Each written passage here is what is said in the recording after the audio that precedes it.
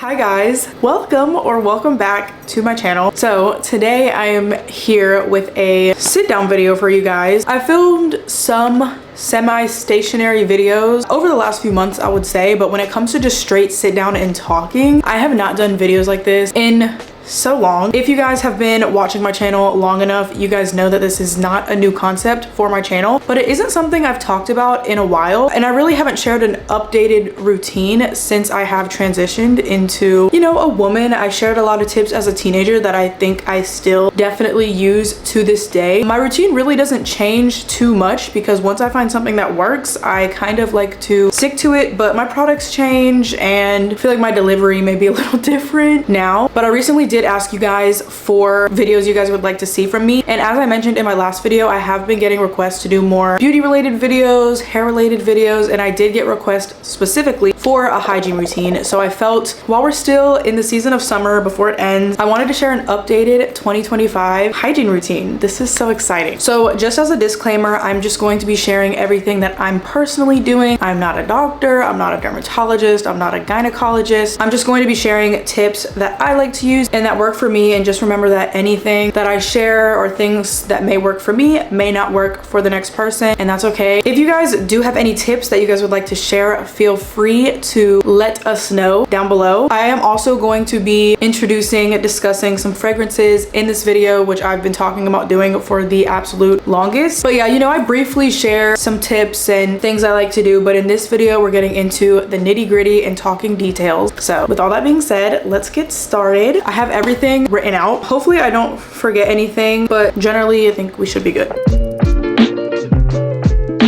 Okay, so with these videos, I always like to get into the oral hygiene first. I kind of just work my way from top to bottom, kind of, but I always start with oral hygiene. So the first things that I'm going to be sharing is my current toothpaste and toothbrush of choice. So my current toothpaste that I'm using, I'm really not picky when it comes to toothpaste. I do have a few brands that I really like. For example, I really like the gum detoxifying toothpaste from Crest. I don't always get it because I don't think they make it in a big tube, so it doesn't last long. And this time around, I just got a box of 3 toothpastes. As long as it leaves my mouth feeling very fresh and clean, I'm really not picky with toothpaste. And this Max Fresh one, I remember looking up specifically what mouthwashes just give you that really big burst of freshness, and this was one of them. So this is the Colgate Max Fresh Ultra Freeze toothpaste. This is what I am currently using. And then my toothbrush of choice is by Quip. I've had my fair share of Quip toothbrushes. I really do like their toothbrushes. I bought this one recently because the regular standard toothbrush I was using that was not electric, it was definitely getting the job done, but the bristles were getting to the point where I was needing to replace it anyways, and I just figured I would just get a new Quip toothbrush because this way, whenever it's time to replace it, I don't have to replace the whole thing and I can just replace this brush head. I did want to get the toothbrush from Quip that actually spins, the brush head spin. I forgot what it's called. I think it's an oscillating toothbrush. Yes, I feel like if you are going to get an electric toothbrush, that one may be a little more beneficial. I feel like it would do a little bit more because when it comes to electric toothbrushes, this simply vibrates, and I truly don't know the science behind it. But one thing I do like about this toothbrush is that it vibrates for 2 minutes, which is the recommended time to brush your teeth. It'll briefly stop vibrating for just a second every 30 seconds. So that way you can kind of gauge how long you're brushing, what part of your mouth. So I do like the fact that this guarantees I am brushing my teeth for the full 2 minutes. But other than that, I like the toothbrush for sure, but I think you can definitely get the job done with a standard toothbrush. So while I am brushing my teeth with my toothbrush and toothpaste, I do like to scrub my tongue as well. I do use a dedicated tongue,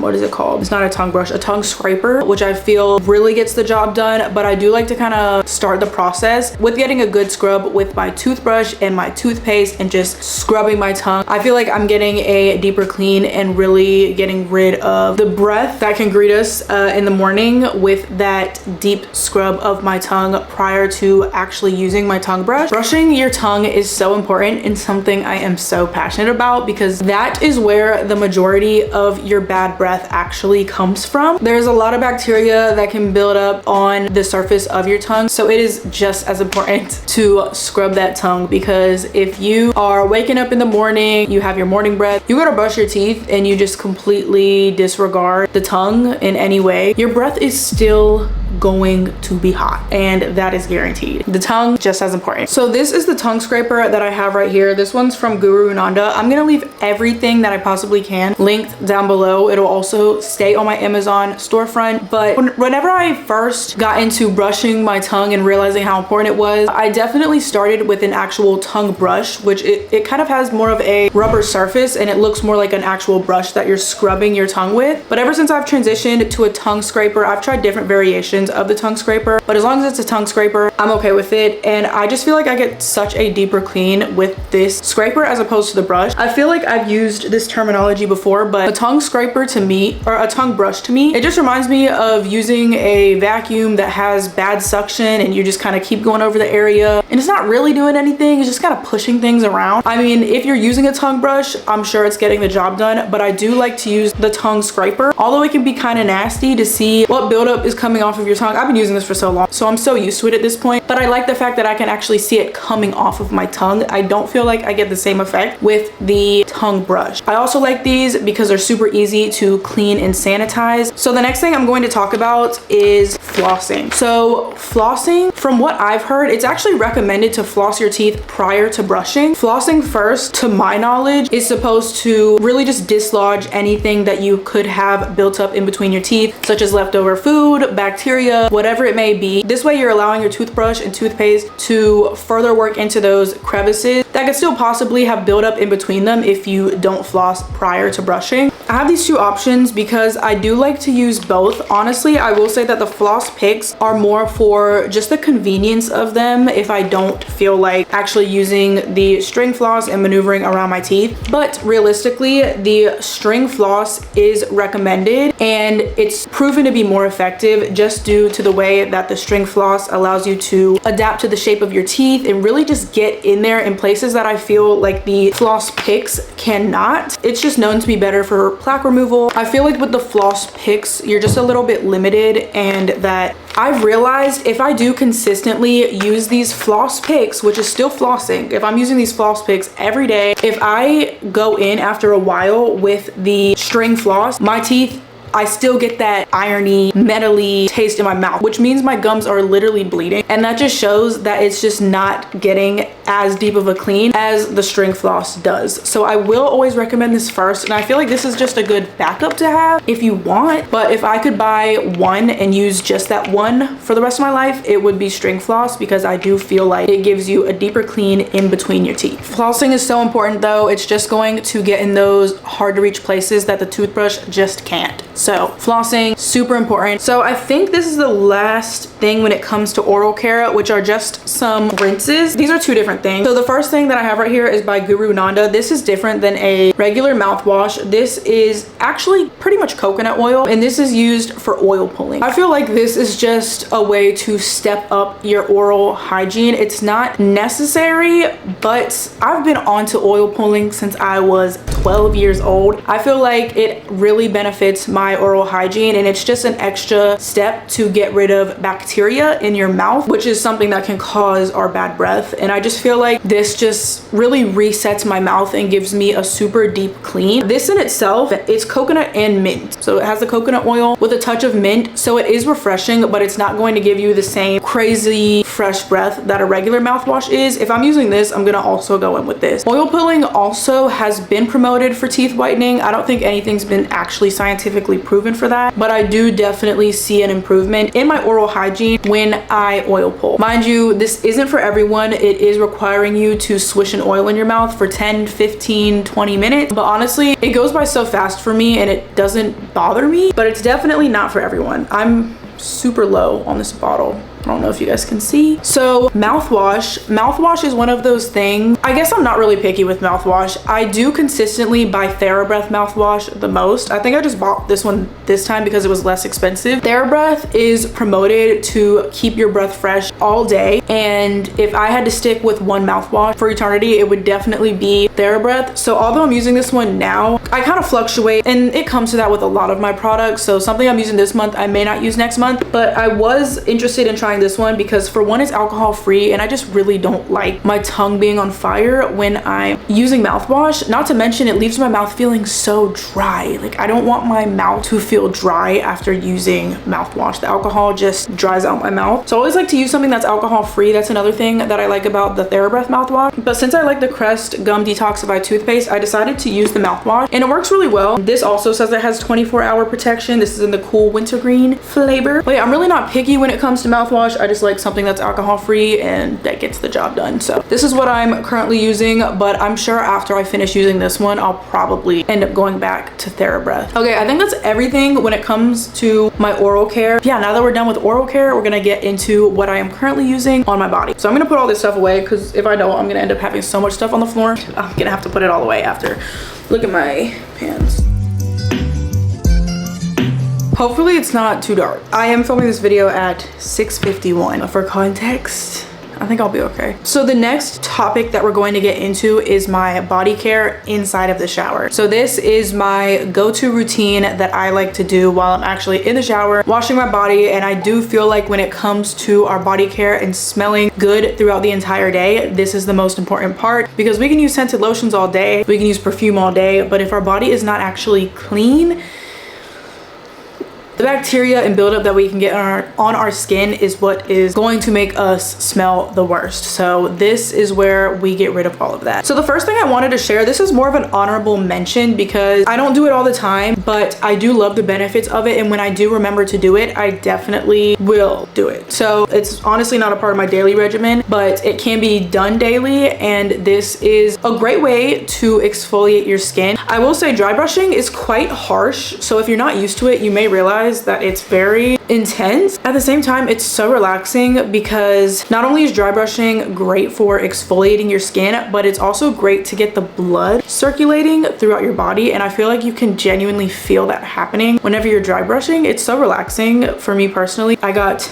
my dry brush off of Amazon. Dry brushing is a great way to remove dead skin cells, which is also something that a actual exfoliant, like if you're gonna buy an exfoliant that comes in a tub, is going to do. But with dry brushing, that gives you the same effect as well. Those are the main things I know dry brushing is beneficial for. But online, it also says that it can nourish the skin and reduce puffiness due to it giving you improved circulation. It says it's a lymphatic drainage. The massage action helps to move lymph fluid, which carries toxins and waste products away from the body. Reduce cellulite, stress relief. As mentioned, I feel it's very relaxing. Also, it says improved skin tone. It says dry brushing can help to break fat deposits under the skin, leading to a more toned appearance. So dry brushing has a lot of benefits. Feel free to look into it yourself if you're interested. I do always love the way I feel if I do dry brush prior to getting into the shower. So just a little tip. It's not a necessity, but it is something I like to do when I remember. The next thing I'm going to be doing in the shower realistically is getting into actually washing my body. So whenever I'm in the shower, I like to use multiple different soaps. I'll generally use 2 body washes while I'm in the shower, but if it is really late at night or I'm just in a rush, I will just use my 1 body wash I like to use for the initial deep clean, and I feel like that completely does the job in itself. So the second body wash is really just complimentary and it's not necessary at all. I really do think you can get everything done with 1 bar of soap, but these are the products that I'm currently using. So my first body wash I like to go in with is typically always going to be unscented, and it's not going to be creamy. It's going to lather nicely, and it's just going to be the one that I'm really using to actually clean my skin. The second one is just kind of complimentary and for fun. So the current body wash I'm using as my deep clean body wash, this is the Naturium, the Energizer body wash with mandelic acid. It's a cooling formula that deeply cleanses and neutralizes body odor. Due to this neutralizing body odor, I feel like it's the perfect body wash to initially go in with and just knock out the body odor, because mandelic acid in itself has a lot of benefits for your skin. I love how this makes me feel like I'm getting a really deep clean without stripping my skin. I, in the past, had been occasionally using an antibacterial body wash, really only if I was just out in public all throughout the day and was just really feeling like I needed a deep clean, or after going to the gym. But I have recently learned that antibacterial body wash is not really ever necessary unless, you know, recommended by your doctor for a specific purpose. But for just recreational use, I guess we could say, it's not ever necessary, and it can actually also remove good bacteria from your skin, and you don't want your body to get used to that. So I decided to just switch over to something that can give me just as deep of a clean, because overall the antibacterial body wash isn't really going to give you a deeper clean than something like this for, you know, that day-to-day cleaning. Yes, I love this body wash. It does give you that cooling sensation that it's referring to, not to the point where it's uncomfortable, such as I personally love the way the peppermint Castile soap makes me feel. That is another body wash that gives you such a deep clean, like your skin is gonna feel squeaky after that. I honestly love that body wash. Maybe that's what I'll get next. But this one I do feel is a little more hydrating, and it doesn't leave your skin feeling squeaky clean if that's not your thing. I feel like this is just the perfect middle ground body wash. When it comes to the way I use this in the shower, I will grab my exfoliating washcloth. I brought one to share with you that I have not used. This is a backup that I have, but this is once again another thing that I buy on Amazon. Ever since I switched over to an exfoliating washcloth, I have just never gone back. Unless I'm buying a mini loofah for a little weekend trip, it's being thrown out immediately because loofahs are known to harbor bacteria and moisture just sitting in a porous object is bound to harbor things that we don't want to keep putting on our skin. African net sponges are known to be a much more hygienic option. Not only does it make really any body wash ever suds up so nicely, but it's also exfoliating your skin at the same time. If you've never used an exfoliating net sponge before, I remember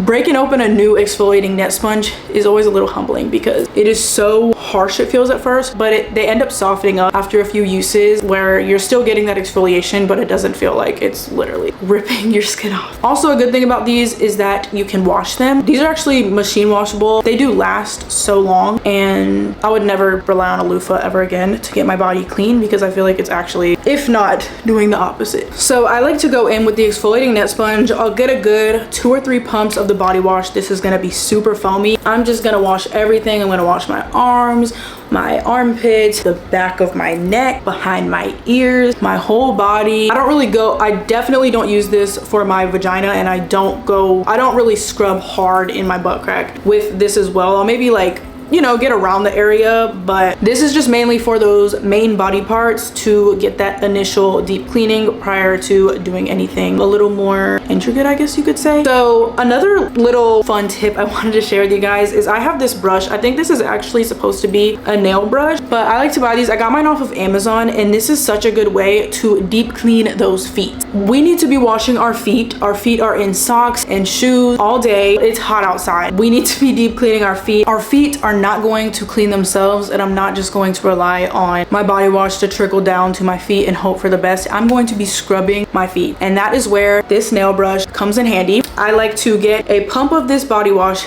I just went downstairs. I'm out of breath, I'm not gonna lie. I like to get a pump of the body wash dedicated to this nail brush, and I go in and I scrub my feet. I scrub the top of my feet, I scrub the bottom of my feet, I scrub in between my toes, underneath my toenails. But I like to make sure that I am scrubbing my feet because I do feel like using something like this is just going to, I mean, you could definitely get it done with your African net sponge, but I just like, this is just so easy. They're cheap, and I just feel like it's a good way to give your feet a little more TLC. Yeah, it's hot outside, but it's no excuse to have sour feet. So if you feel like you could use an extra deep cleaning on your feet, this is what I would personally recommend. So now that our body is generally clean and, you know, we got in and got a scrub of all of our main body parts, I'm gonna share with you guys what I like to do for my intimate areas. So whenever it comes to my vagina, I've said it before and I'll say it again. When it comes to the vagina, as an internal organ is self-cleaning, but although it is self-cleaning, due to it being self-cleaning, it's releasing things such as discharge, blood, you know, as we're shedding our uterine lining. There's still things that come out of our vagina, and in the area where things come out is what I like to personally clean with soap. I can't tell you how to clean your intimate parts. I feel like everyone does their own thing. I'm never putting any soap inside of my vagina, but things do come out of it, and that's what I like to clean. Not only that, so that would be considered the labia. You know, we're gonna want to open up the lips and clean inside the lips, the clitoral hood, just anywhere where things come out of, I'm going to want to clean. Not only that, but I'm also going to clean anywhere that hair grows. Anywhere that your pubic hair grows, you're also going to want to, or I clean with soap. Your groin area, anywhere, like if you're getting a Brazilian wax, anything that gets waxed, I feel like you can wash with soap, because you wouldn't get wax in an area that you can't clean with soap. Especially when it comes to the outside of your vagina, like your groin and where the hair grows. You know, there's a lot of creases and folds in that area, and especially in the summer when we are sweating and just there's a lot of friction down there. You know, the sweat that can build up in that area, it's just important to clean. I definitely benefit from washing those areas with soap. So my soap of choice currently is from the Honey Pot. This is their normal soap. I'll go in between the normal and the sensitive. I don't personally see a difference with either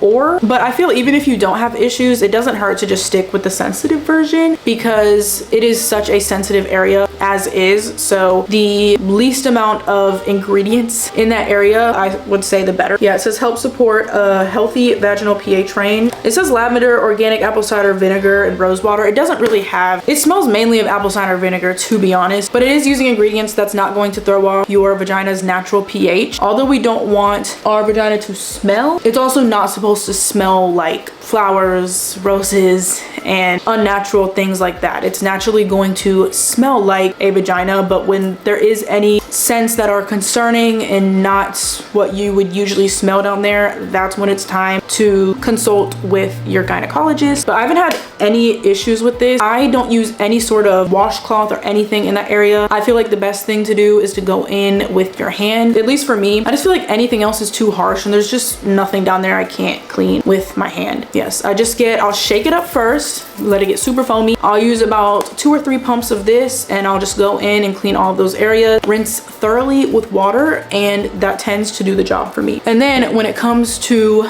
my behind, I like to use the same soap. Right now it's the Naturium soap. I'll either use this or a sensitive Dove bar, but I do like this better because it doesn't have that milky consistency. The body washes that have more of the lotion consistency just don't feel like they're giving me as much of a deep clean. So I do like using this more than a sensitive Dove bar, for example. I think it does get the job done, but I do feel like I'm getting a deeper clean when I use this. So when it comes to my butt, like when I'm actually cleaning my butt crack, and even though, like, I'm not gonna lie, I'm not gonna go all the way up, but I am going to, like, I'm gonna be gentle, but I'm not just gonna like briefly clean my butt crack and not apply any sort of pressure to get any further. Like, I honestly am. I don't know about you, but I go in a little bit further just to make sure I'm also cleaning my butthole, to make sure I'm removing any fecal matter or anything that could possibly be back there. Although I'm thorough when it comes to cleaning my butt, I don't feel like I ever have.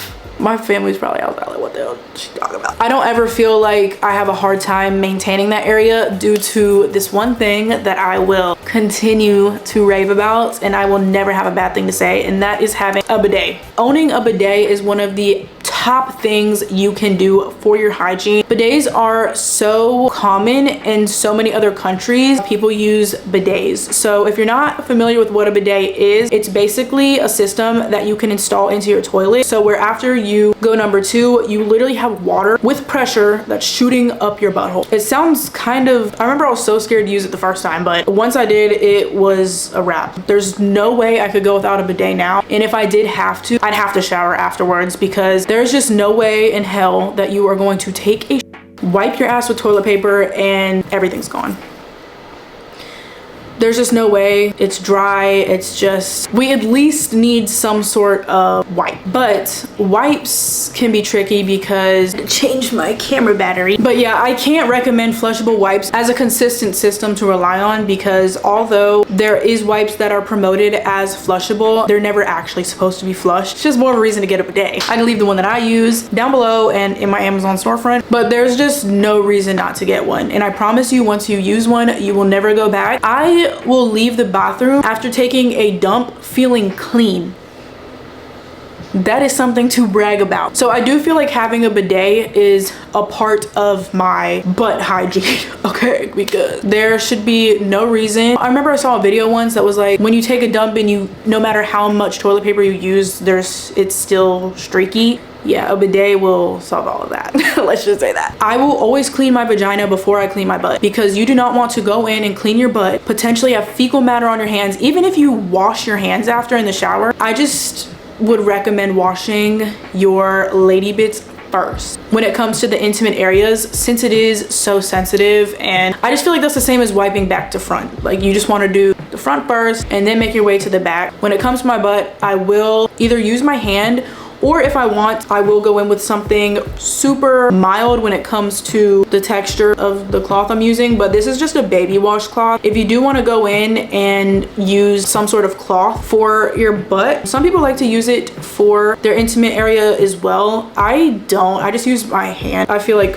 it does the job. But as an honorable mention for the washcloth for your butt, if you're using it for your butt, only use it for your butt, wash it after. This is not something I would even use into the following day, especially when it comes to something that could potentially have fecal matter on it. We don't want to use it on any other part of our body, and we don't want to use it for day 2. Just throw it right in the wash. Anytime I do use any sort of rag in the shower, I just make sure I have a lot of rags, because I'm always going to throw it in the washing machine after use and just use it one time and use a fresh one the following day. Okay, so we've deep cleaned our body. We have also deep cleaned all of the intimate areas, and the next thing that I'm going in with is completely optional, but I do like to use a body wash that is strictly scent related for fun. I have quite the collection of body washes, I'm not gonna lie. Nothing crazy, but I definitely have at least 4 or 5, probably. Nothing insane. I don't plan on buying any more until I fully use what I have. But this right here, we will never get tired of this. Dove Deep Moisture All Day Lotion Soft Skin Body Wash is such a classic. It smells so good.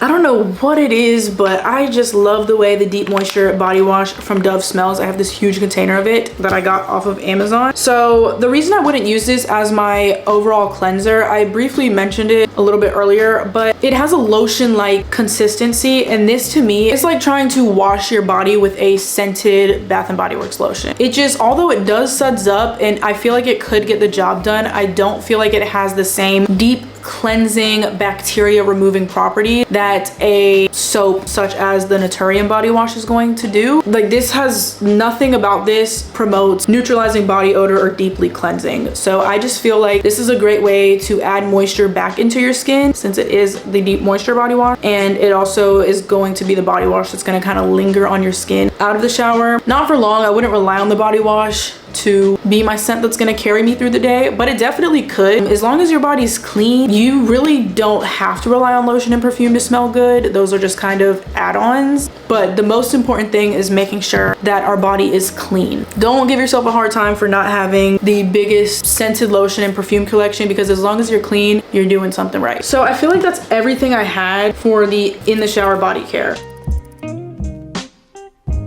So once we're out of the shower, when it comes to my after shower routine, the first thing I like to do is witch hazel. So this is the witch hazel that I have. This has been a witch hazel I have used for a very long time. So this is their hydrating toner. The first ingredient is witch hazel. It has aloe in it. So it's a very soothing concoction, nothing that's going to irritate the skin. It's alcohol free. Always make sure it's alcohol free when it comes to witch hazel, especially for what I'm about to recommend you use it for. So this is completely optional, but well, not all of it, because one thing that I feel should be a non-negotiable is, even if you scrub the back of your ears and neck in the shower, I can scrub the back of my neck and ears in the shower. I can get out of the shower, come out, and go in with my witch hazel and an exfoliating cotton pound. Yeah, I was gonna say cotton round. Put some witch hazel on. I can use the exfoliating side to scrub behind my ears and neck. Dirt still comes off. I don't know what it is about the witch hazel, but yeah, it says it softens conditions, gently removes impurities with hyaluronic acid plus vitamin E. So this is a very sensitive skin approved, coming from a non-dermatologist recommended product for these areas. But if you want to make sure that there's absolutely nothing left on the back of that neck and behind your ears, this witch hazel is the way to do it. So not only do I go in with the back of my neck and ears, well, after doing the back of my neck and ears, I'll use that cotton round, throw it away. And then other good areas that I like to use this, especially in the summer, if you have boobs that fold over your chest, you guys know the under boob sweat is no joke. But there is moisture that is collected underneath there throughout the day. guaranteed the under boob sweat is nothing to play with. So this is a way that I kind of like to prep that area for that potentially happening. I'll go in with this toner and I will clean underneath my boobs, just, you know, coat them with the witch hazel with the cotton round. And then another area I like to go in with is actually my butt crack as well. I feel like this is just an extra step you can do to remove impurities in that area and just keep it fresh all day long. It doesn't leave me irritated in any sort of way. If anything, it just soothes the area and it just makes me feel like I can just be fully confident with the state of my crack when it comes to the cleanliness. Because not only that, but once again, I like to use different cotton rounds for these different areas, but also using it in the groin area, like where, like if you were to get a bikini wax, and that area is a place I would like to use it as well. These are all just areas that can build up moisture and sweat and bacteria throughout the day, and this is just one of those things I like to use that helps prep those areas. I also do have it starts as a liquid, but it turns into a powder, and it's good to keep those areas dry. Something like that could be very beneficial as well. I forget I have certain products, so I never use them, and I should, and that's one of them. This right here, it's by Mega Babe. Their Magic Powder Stay Dry Lotion Potion. I haven't used it enough to really be able to recommend it, but something like this, if you do have areas that just have a lot of folds and crevices, something like this is a great way to keep those areas dry, to avoid them even potentially sweating. But mind you, it's not the sweat that stinks, it's the bacteria and dirt buildup on your skin that makes your sweat stink. So sweating is natural, it's bound to happen in this heat, but if we can keep those areas clean, even if we are going to sweat, we can, you know, do what we can to avoid it smelling. Oh yeah, I don't think I mentioned, but I also go in with the witch hazel underneath my arms as well, and that is prior to using any deodorants, which is what we're going to get into next. So I have 3 different deodorants here. The first one is the Arm & Hammer Essentials Rosemary Lavender deodorant. Smells so good. If you guys have been watching my channel for long enough, or any of my other hygiene routines, you would know that this has been a staple for me for the longest, and it still is to this day. What deodorant I'm using really depends on the time of year, honestly, and the time of day. The one thing about this deodorant is that there is no aluminum in this deodorant. It's not an antiperspirant. An antiperspirant deodorant is what is actually going to stop the sweat from even being a possibility, which can overall prevent odor. So I recently, I mean, if it's a day where it's not excruciatingly hot, I can get away with this, but sometimes I have to pull out the deodorant with aluminum in it that's going to just keep me fresh the whole day. And when I use this, like on those days where this just isn't cutting it, I don't have to worry about anything. I could go in with this and smell great. My armpits smell great by the end of the day. Yeah, it says 72-hour nonstop sweat and odor protection. Not that we would need it that long because we're not showering for 3 days, but the fact that it has the possibility to do so is great. So recently I've been using this deodorant in the mornings, you know, for my day use. This is by Degree. This is just in the shower clean scent. It's just a really fresh, clean scent. Can't go wrong with it. Smells really nice, and this will leave me dry and fresh all day. This is a great deodorant. If you're looking for an antiperspirant that's going to avoid the sweating. Me personally, I use deodorant at night every single night because sometimes I get hot and I just don't want to have the possibility of having any armpit odor overnight. But overnight, I don't need to use antiperspirant deodorant. I feel like that's a little harsh, at least for me. So that's when I've been using my Arm & Hammer deodorant. I like to use both of these for different purposes. At the moment, I can honestly get away with just using this in the cooler months because I just never get to the point of sweating that profusely unless I am in the gym. The thing about antiperspirant deodorant, I hate the way it makes your armpits feel when you're trying to remove it at the end of the day. It's not something I want to not fully get off of my armpits at the end of the day. So I've realized my go-to method is to get baking soda. I have a container of baking soda in my shower where I can just shake it out, and I'll get some baking soda just whenever I'm regularly washing my body in my armpits. I scrub it underneath my armpits and it completely gets rid of it, because that was the one thing I hated. It's like I don't feel like I'm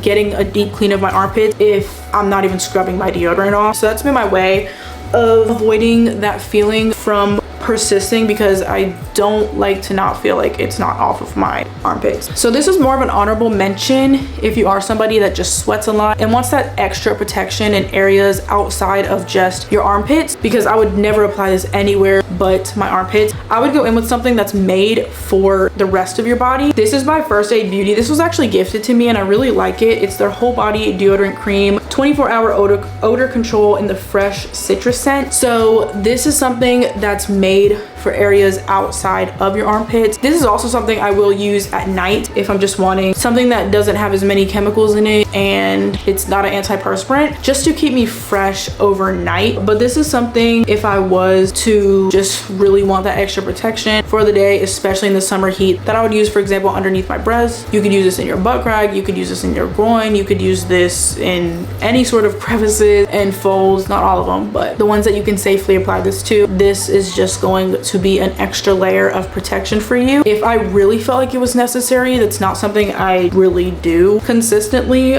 but if I were to use anything in that area, it would be this. You can also use this on your feet, just anywhere that you need that extra layer, because you know, we want to feel confident that our hygiene practices are going to get us throughout the entire day, and this is just, you know, one of those things that could help you do that. I think it's definitely getting darker in here. The sun's definitely starting to set, but I don't want to turn the light on because I don't like the big light. Hopefully this is tolerable. Okay, so now that we've washed our body, I just wanted to go over the few shaving products that I use. So I'm currently using the EOS Shea Butter Cashmere Shave Oil. This, I've realized I think I like shave oils more than I like shaving creams. I do like shaving creams because you're able to see where you've applied the shave cream, so you can kind of make sure you are getting every area. But I mean, as long as you're, you know, as long as you're checking in, you can make sure you're getting all of those areas with the shave oil as well. I just feel like this moisturizes my skin on another level, and this product specifically, I haven't even had it for that long. I've already used about half of it, but this is definitely something I would repurchase. I've been loving this shave oil. It just leaves my skin smelling good and leaving it so soft. Yeah, this has been my go-to. And then for my razor, I always like to use something that at least has 5 blades. This is the Hydro. I was gonna go get the, I'll look it up and leave it on the screen and linked below. Razor is something you're going to want to replace once the blades start to dull down, especially if you're gonna use it in an area such as your bikini line, just because if you are using a dull razor in that area and you're consistently going over it, it's just going to cause irritation and do more harm than good. So make sure you're replacing your razors. Yeah, and I mean, using a fresh razor is definitely going to get the job done much more than something dull that I feel is just going to irritate your, it's just going to get to the point where it's irritating your skin. I should have talked about that prior. I forgot to mention that after or before the witch hazel tip that I had given you guys. Once I'm out of the shower and I've applied deodorant, I've used my witch hazel, everything is clean, everything is dry. We want to make sure that everything is dry prior to putting on any clothing, any underwear. You really want to make sure your lady bits are dry before putting on underwear. I actually, this little fan I've had for the longest, but I actually like to use this in my downstairs area to just make sure everything's fully dry before putting on any products or any underwear. So I just want to make sure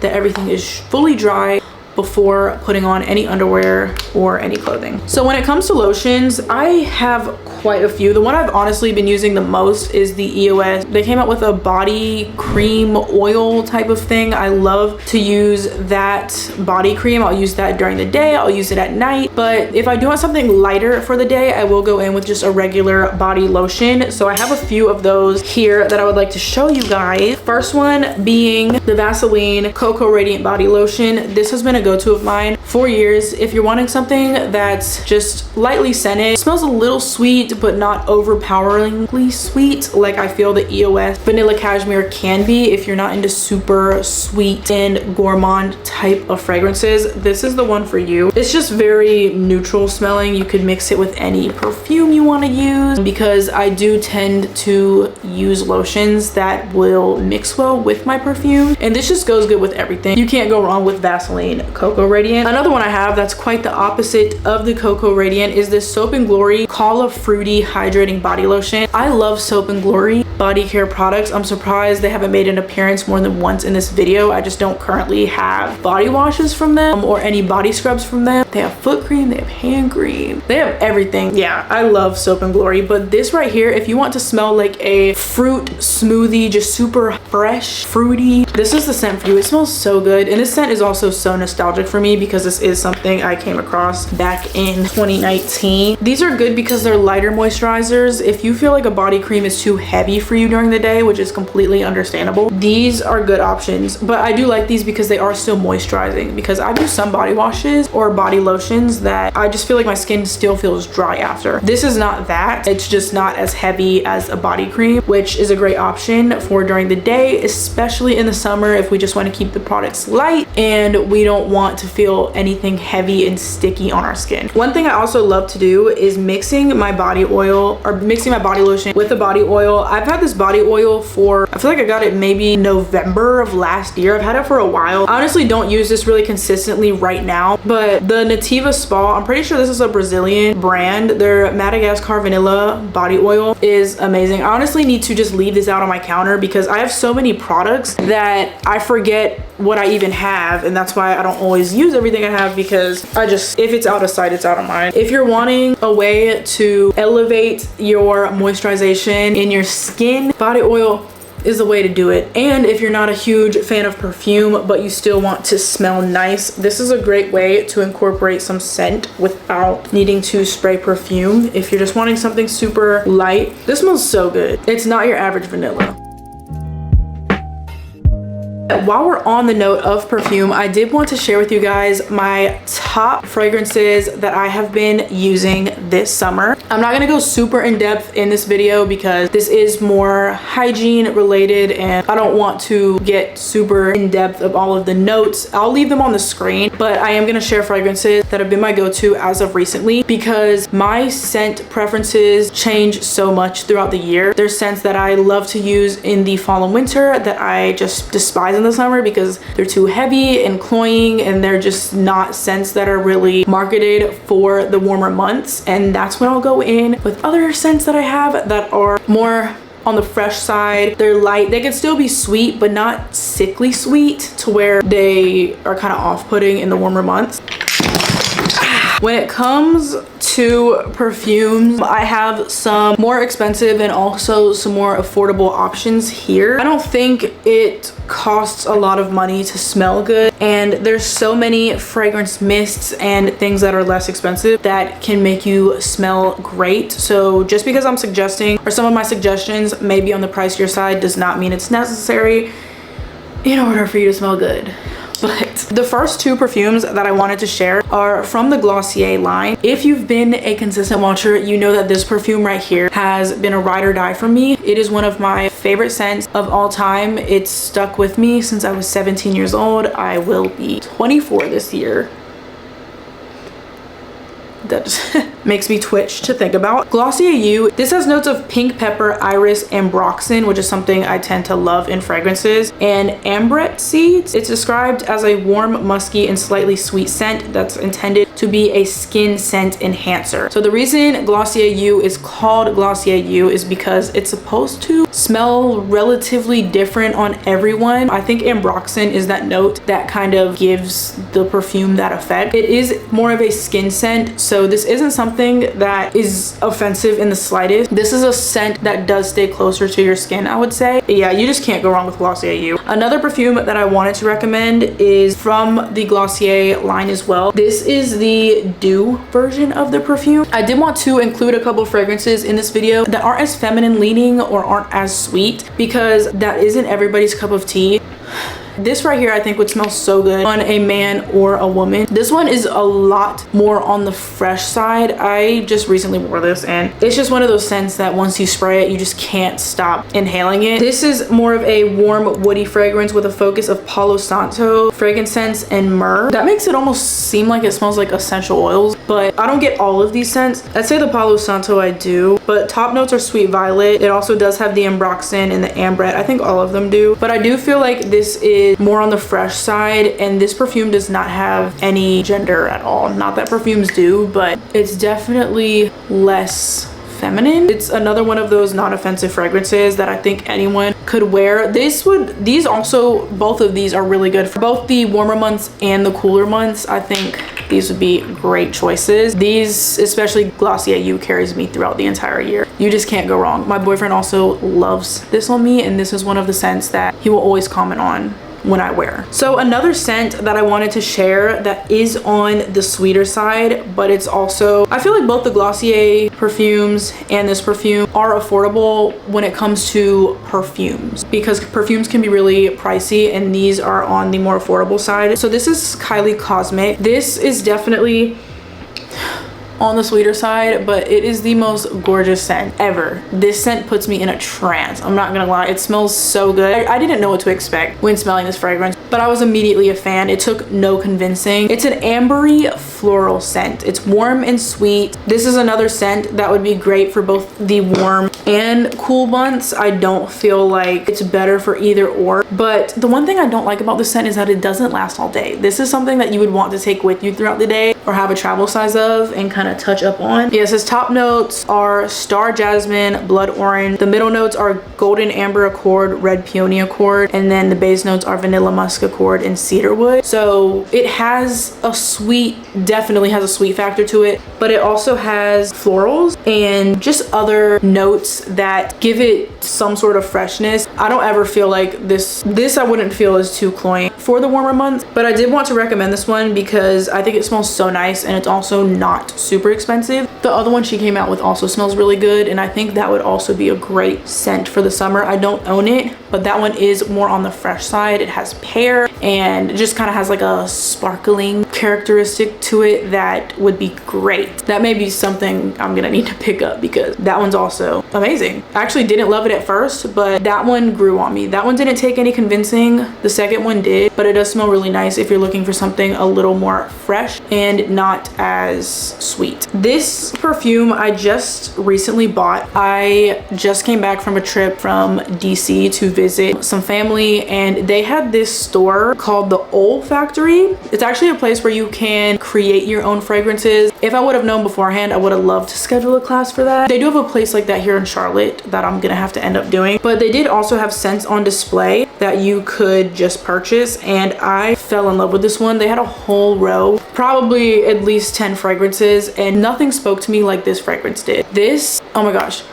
I'm not normally a big fan of really vanilla type of scent in the summer, but something about this one just is so doable for the warmer months where it's non-offensive and it's perfect. I have a fragrance that's similar to this, but it's a toilette and it lasts 30 seconds. This is that, but it lasts longer. I actually just went in the bathroom wearing this and my boyfriend said I smelled good, and I really value his opinion on everything, but when he comments on them, that's like, he notices it and actually thinks it smells good. So this fragrance notes of sandalwood, hazelnut, vanilla, and musk. It's not a super complex fragrance, but this is to die for. I wish I could drink this scent. I want to bathe in it. It's the perfect, it has vanilla-y notes to it, but the way it's layered is just perfect, because I guess with the notes of it, with it having the sandalwood and it kind of having a nutty note as well, it's just a perfect year-round sweet vanilla woody fragrance. I think it's the woodiness that balances out the vanilla that just makes it perfect. I have